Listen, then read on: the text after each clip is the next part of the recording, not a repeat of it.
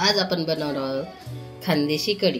त्यासाठी लागणारे दही, खोबरं, धने, कढीपत्ता, कोथिंबीरच्या काड्या, हिरवी मिरची, अद्रक, लसूण आणि थोडी कोथिंबीर आणि मीठ आणि थोडंसं बेसन आणि भजी करण्यासाठी बेसन पीठ। आता आपण हे सगळं साहित्य दळून घेऊया। आधी टाकूया खोबरं, धने, कोथिंबीरच्या काड्या, मी काड्या फेकत नाही, 2-3 हिरवी मिरची, अद्रक, लसूण,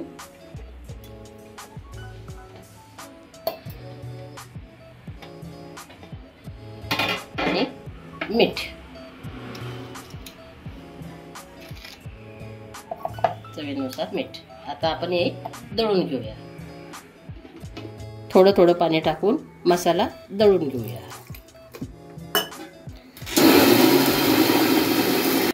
अजून थोडं पाणी लागणार आहे।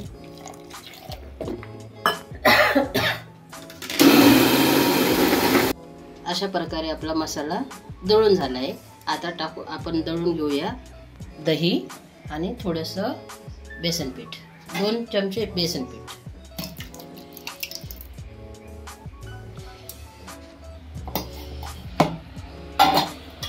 त्यातच घालूया थोडं 2 चमचे बेसन पीठ आणि थोडीशी हळद, अर्धा चमचा हळद।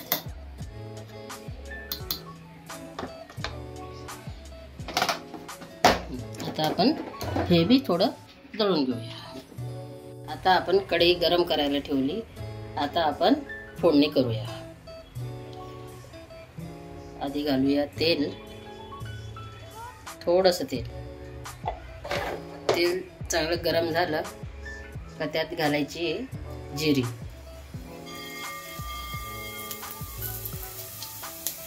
थोडी मोहरी आणि कढीपत्ता।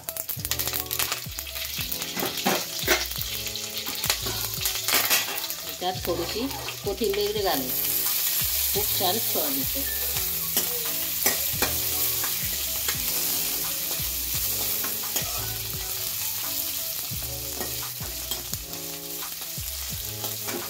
मोहरी जिरं तळली का मग आपला मसाला घालायचा।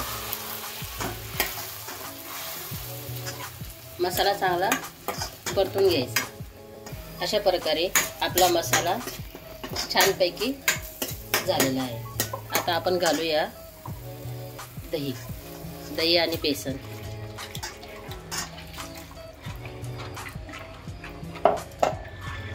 आणि थोडं पाणी घालूया म्हणजे आपली कढी छानपैकी शिजेल।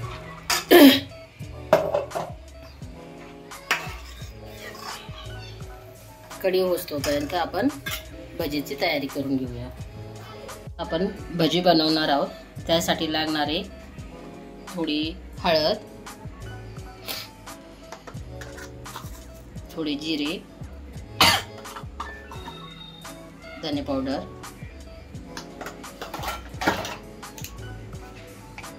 मीठ,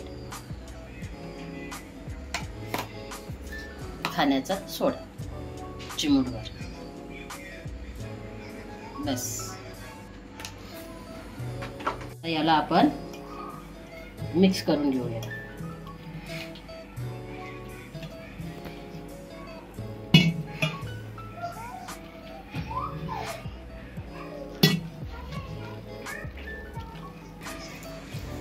अशा प्रकारे आपण भजीसाठी पीठ तयार करून घेतलेलं आहे। आता 5 मिनिटासाठी ठेवूया याला। आता आपण कढईत तेल गरम करायला ठेवले आणि आपण भजी काढून घेऊया। आता आपलं तेल गरम होत आलंय। आता काढूया आपण भजी।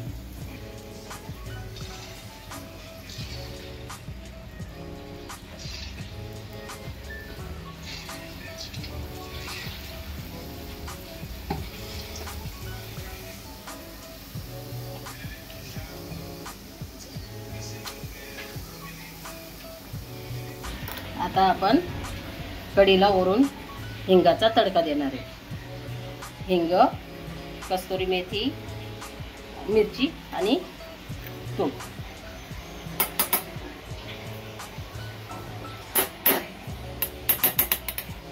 तूप चांगलं गरम झालं का आपण घालूया हिंग, मिरची आणि कस्तुरी मेथी.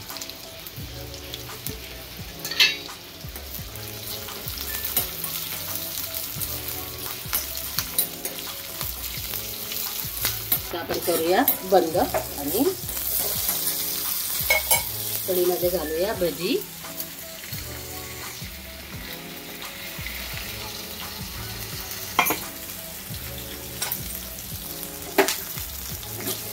आणि आता फोडणी घालूया.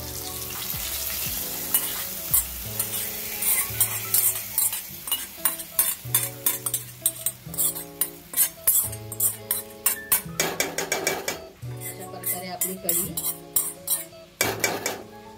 तयार झाली. आपण थोडं हलवून घेऊ.